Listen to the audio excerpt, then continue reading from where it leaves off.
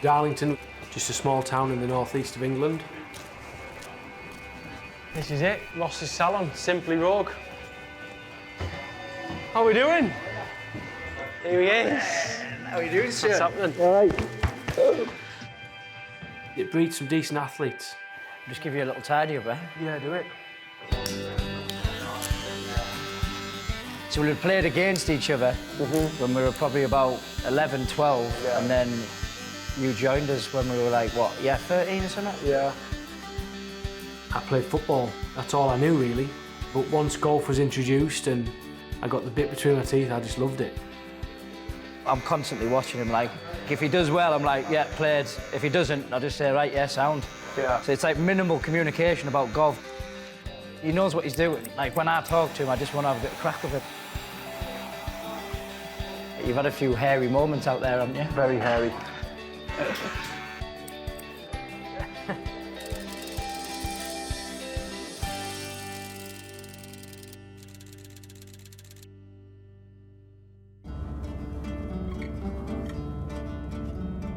Home is always going to be home, whether we move to America at some point or we do what we do now, where I come home for a few weeks and then go back out to work.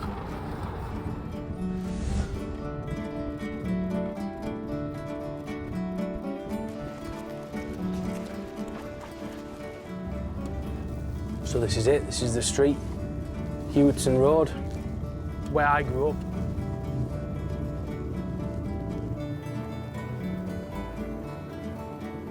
I'll give my parents a beep, they'll probably end up coming out and say, oh, my dad will anyway.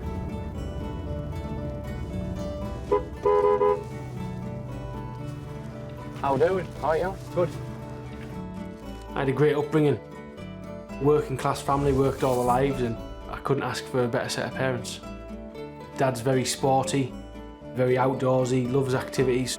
I did everything as a kid, cricket, tennis, football. That was a photograph of his local team, football from about 5. Local soccer moved on to better things with that. A few clubs came in from Middlesbrough. I was at Sunderland for a while, which obviously at the time were a big club.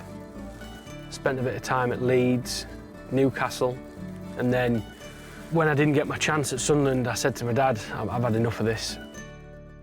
At the time, he was about 11. Loved the golf, which we'd only played in parks. When he started doing that, he'd say, go and stand over there. And he did like an iron.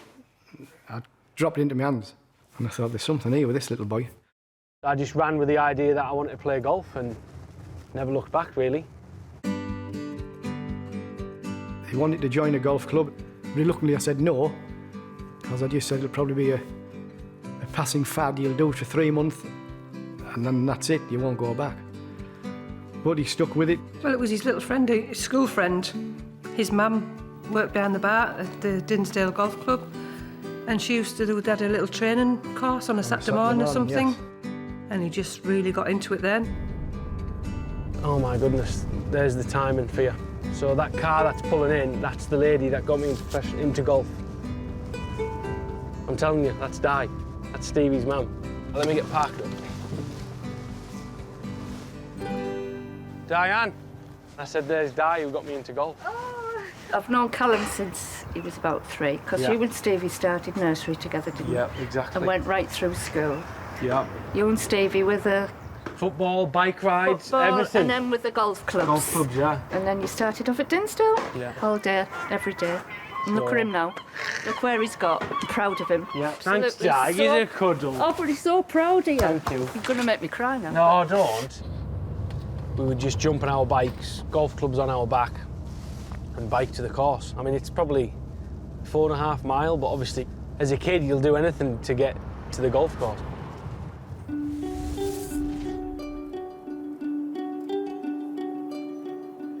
This is where it all began for me.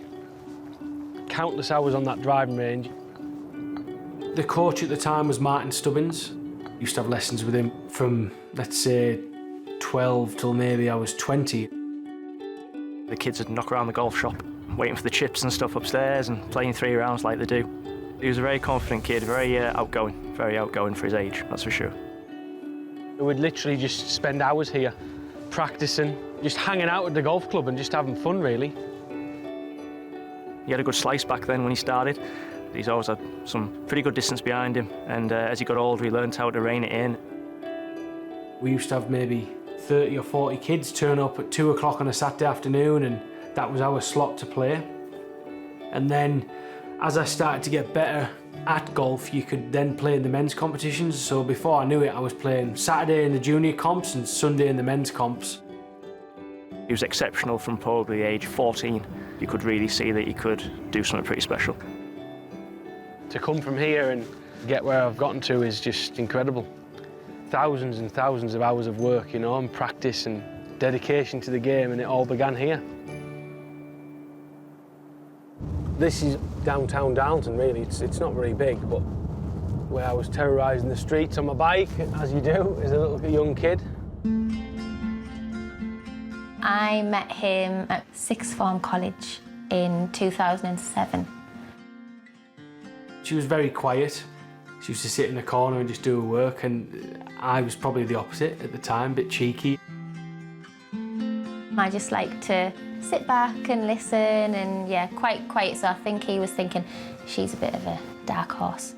I asked someone, I was like, does anyone know who she is? And this guy said, oh yeah, it's Ashley, and she keeps herself to herself. And I was like, we'll see. We went out on dates and just went from there, really. We wanted to be together, but we both wanted to do our own thing and go our different ways.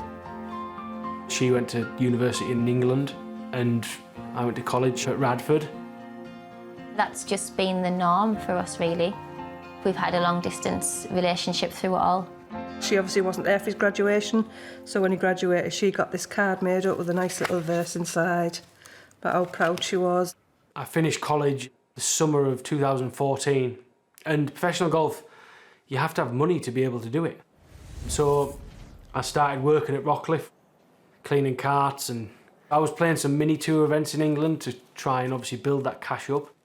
But it was the end of 2015 I decided to sign up for PGA Tour China Q School.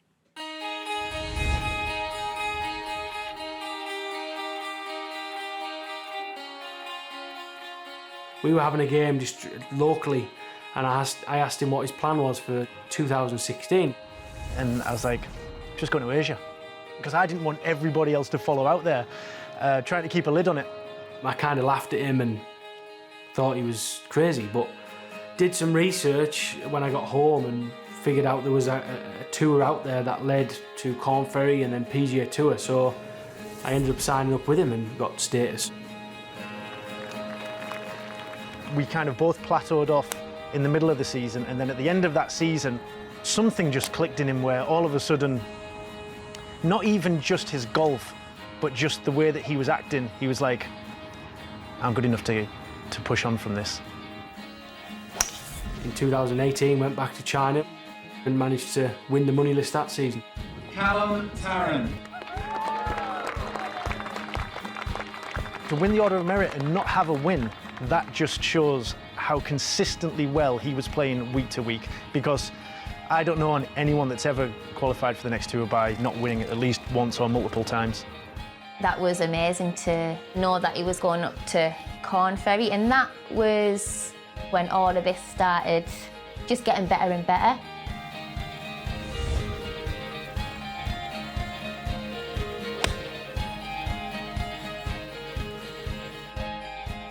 You've got to get comfortable on these tours in order to play well, and first season there was a lot of ups and downs, and then the second season I felt more comfortable.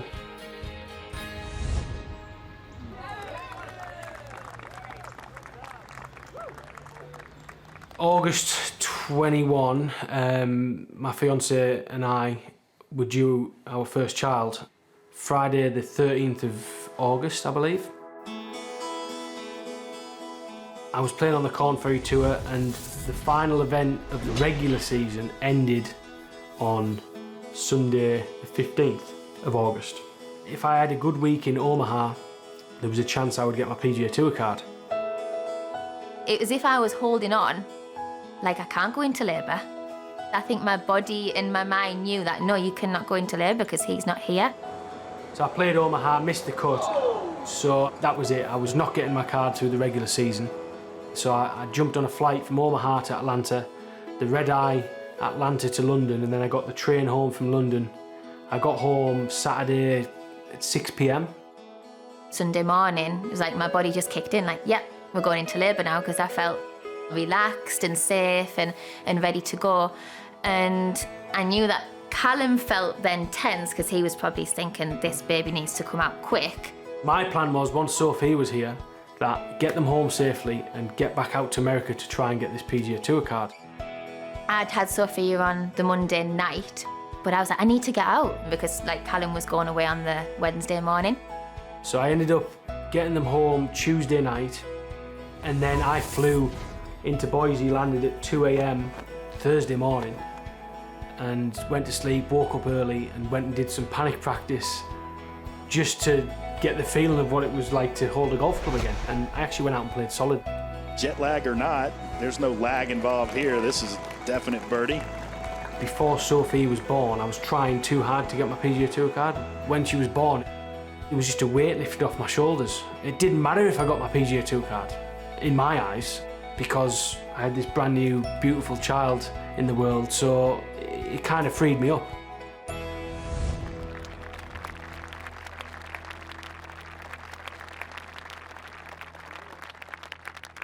You're flung into this new life of having a baby, so they're your priority. But then I was absolutely buzzing for Callum. In the space of a 2-week period, new baby, PGA Tour card, all happened at once. It was a great time in my life. I mean, that was in the slot there. Your rhythm's back as well. Lately, I have been travelling a little bit more with him, but it's, you know, it's difficult. When the chips are down, he's on the phone straight away, but we tend to put it right through FaceTime. Face is staying square for longer, isn't it? Like, good. Really good. When he comes back for his breaks, we're straight back at it and getting him ready for going back out. he's always a phone call away, especially when I'm in America when things are not going great. I think the biggest key for you is this, when the start's right, it puts everything in order. I always say to him, if there was a strokes gained for not giving up, he'd be top 5 in the world.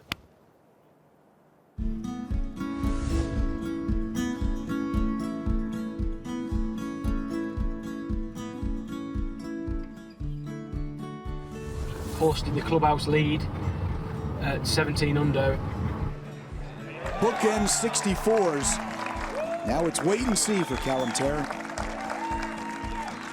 In the end, Adam Svensson went out and birdied 2 of the last 3 holes to beat me by 2.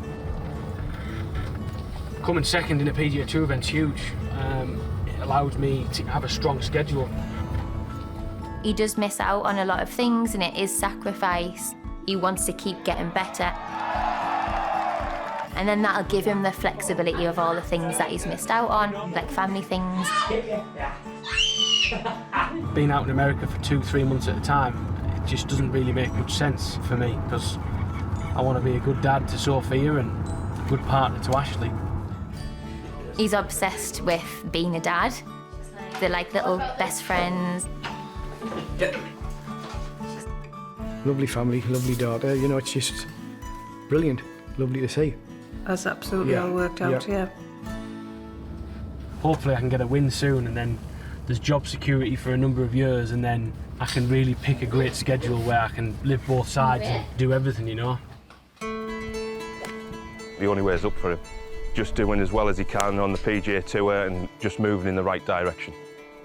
He's worked obviously really, really hard to get where he is, and he keeps working hard and he's getting better.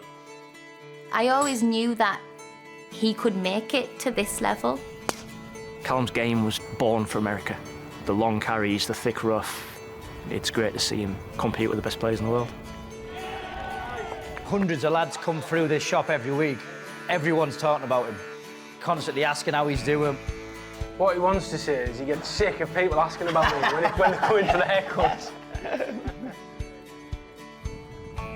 A lot of people knock on the door, send our best, tell him we're asking after him. I'd love to see him do well. You can just be shopping and, isn't Callum doing well? And, you know, so there's a lot of people that you don't realise are actually following him as well. Yes, definitely. Very proud moments. It is, very proud moments. It's crazy how these things work out and the paths that golf leads you down. Mine's been a bit unusual. I've had to work hard for every level of golf I've played at, for everything in my life. You have to pinch yourself sometimes and think, yeah, I've made it. I'm very grateful for what it's given me.